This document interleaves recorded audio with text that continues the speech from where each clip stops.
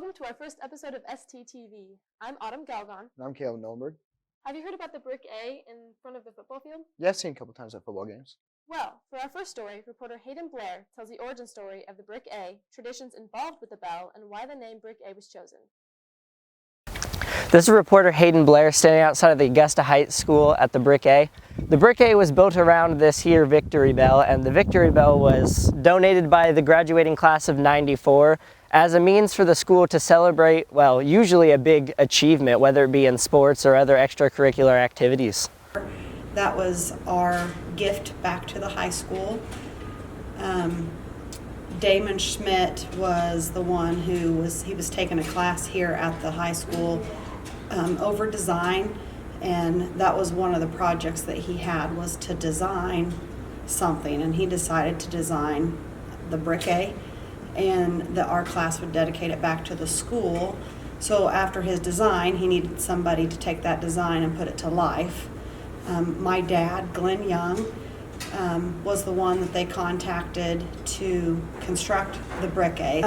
The idea behind the Victory Bell was to have something that all sports and activities had a place that they could come to celebrate whatever accomplishment that they had, whether it was academical, athletic, just a place that they could come to celebrate their success. I hope in bringing some attention to it, it will be something that's more utilized outside of the football team and the soccer team that have direct access to it after a game, and to see more people use it. I mean, anytime our kids get to ring the bell, it's a prideful moment for parents.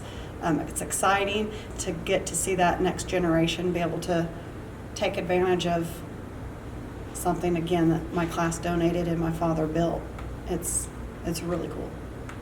The naming process for the new broadcast class was a pretty extensive, it took place over a pretty extensive period of time. We all gathered as a staff and we pitched names for about a week worth of class periods and stuff, and narrowed our suggestions and stuff down. Our main goal with the name and the logo and everything was to find something that kind of related to Augusta in a unique way that the other, organizations at the school and journalism departments kind of didn't, but also at the same time kind of separate ourselves from the school so that we could cover things outside of the school. And the Brick A was kind of an iconic graphic, kind of an iconic name and stuff that we all landed on, that we felt represented the school in a good way, and also had kind of a story behind it that not a lot of people knew about, while also, again, being kind of like broad enough that, it wouldn't immediately, bring Augusta High School to mind for someone that didn't know Augusta. For Small Town TV, this is reporter Hayden Blair. Wow, I didn't know that about the brick A. Yeah, some fascinating stuff. Next up, reporter Devin Carroll takes us across the realm to meet with members of the Dungeons & Dragons Club to explore their past with the game and learn more about the growing hobby.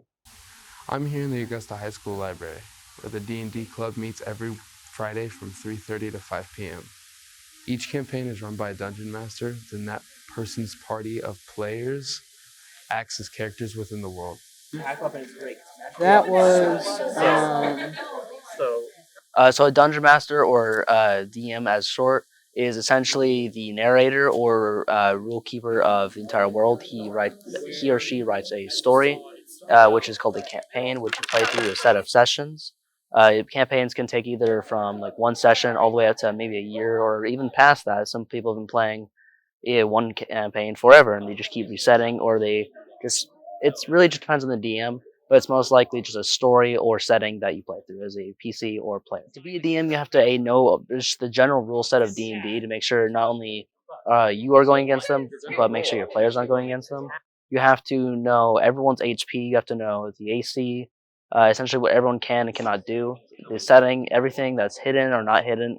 You also have to know a lot of meta knowledge, which is knowledge that's not either known to the player or it can be game breaking to the players. Like, if the players know there's a sword in this chest or this in that chest, they can just go to it and find it and know exactly where it's at. So you as a DM, you have to make sure not only that you know that information, but that you can't spread that information without, just them actually needing to know that. Okay. This is reporter Devin Carroll with videographer River Bills reporting for Small Town TV. Wow, sounds like a neat game. For sure. Moving right along, reporter Cooper Steuben gives us a behind-the-scenes look at one of Augusta's most popular breakfast spots. Since 2020, the Donut Palace has been a bustling breakfast spot for people of all ages, but few know the story behind the owner or its founding.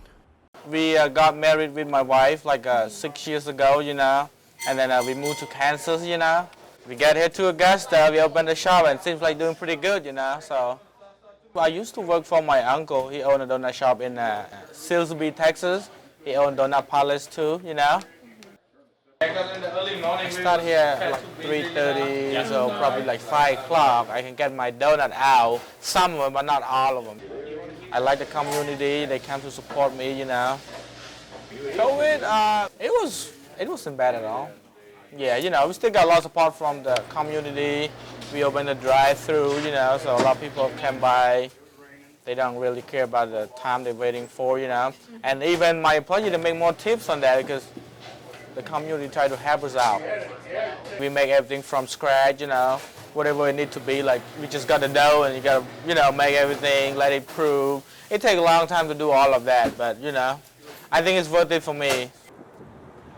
For Small Town TV, this is reporter Cooper Steuben and videographer Bree Hayes. That last story made me kind of hungry.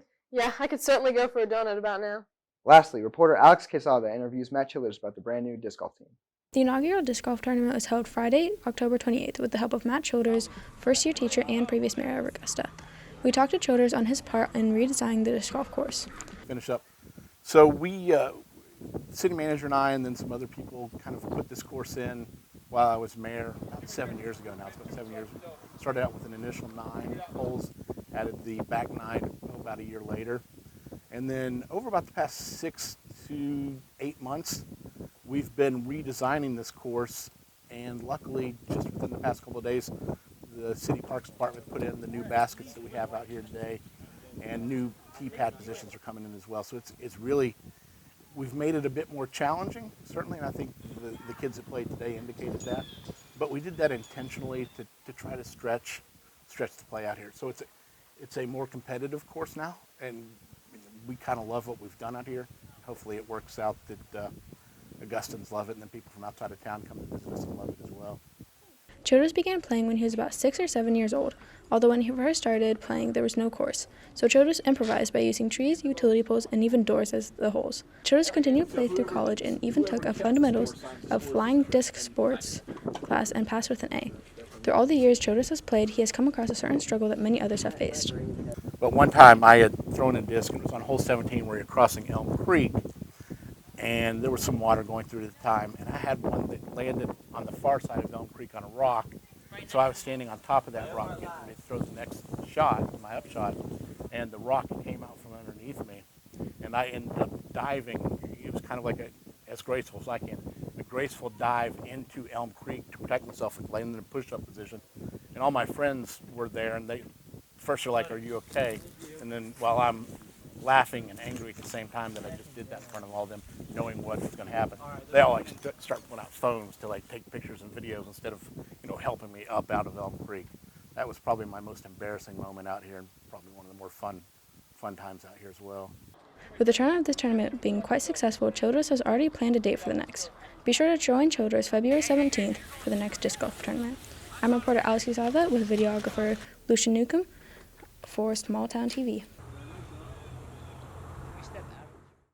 Thanks, Alex. And thank you for watching our very first episode of Small Town TV. And we'll see you next time.